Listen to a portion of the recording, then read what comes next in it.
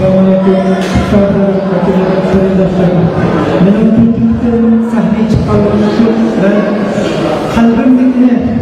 qalbimdagini daftarimga yozib yurgan shuni o'qitaman inshaalloh. Alhamdulillah va salatu vassalamu ala rasulillah. Hurmatli ustozlarim, qarindoshlar va hadislarim, da'vatimizga ijobat qilib bu faoliyatimizga qatnashganliklaringiz uchun Alloh taolo hammalarga rozi bo'lsin. Amin. Bugün biz shunday kunlar yashayapmizki, dunyo ojizlar va ilm maydon yo'qlarni qurbat qilish badaliga qayta tarbiylanish bosqichiga qadam qo'ydik. Biz musulmon o'g'illarni hozir anglay ustidan tasdiqlayapmiz. Ya hamkorlik va ittifoq ichida o'zimizning murod maqsadlarimizga yetamiz inshaalloh. Ya shaxmat taqsimga tashkil qilamiz. Alloh taolo bu yo'l ustida umr kishilar bilan birga muvaffaq bo'lsin. Amin. Buning uchun biz har bir shartga Turkistonda bu yoshlar onamizning qornida tug'ilib ketgan o'limdan qo'rqib qochmasligimiz kerak. Chunki har yerda har xil sabablar bilan qutqaramiz. Shuna vatanimizning mustaqillik yo'liga sharaf shahodat ilmidir. Shahodat martabasini qo'lga keltirish uchun harakat qilishimiz kerak.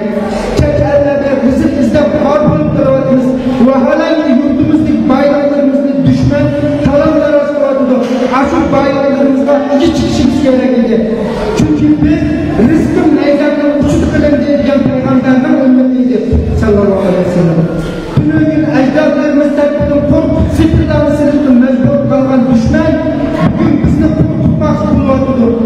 Shu farqli ajdodlarimizning avlodini ishlatishini ko'rsatib qo'ygan zamonimiz keldi. Tarixda izhor bo'lib ketgan kishilarning ko'pinchisi yoshlar edi.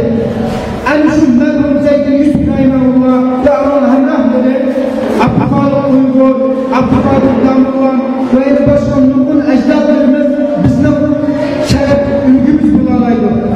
Umar roziyallohu anhu xilofat zamonida hamrohlaridan nimani azob qilsalar deb so'radi. Sahobalardan birisi men bir kichilik oldim, mavduya yursa uni Alloh yo'lida hajlasam, Alloh yo'lida sadiq qilsam dedi. Yani bir sahabe şunu şeraf dedi.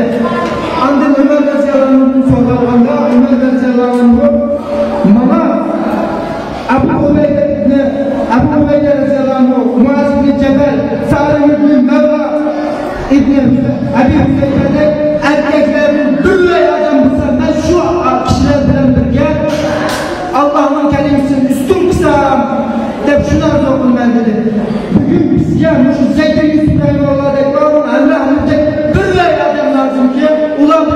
Türkistan'ın müstakillik ve halkımızın hürlüğü erişişken halkın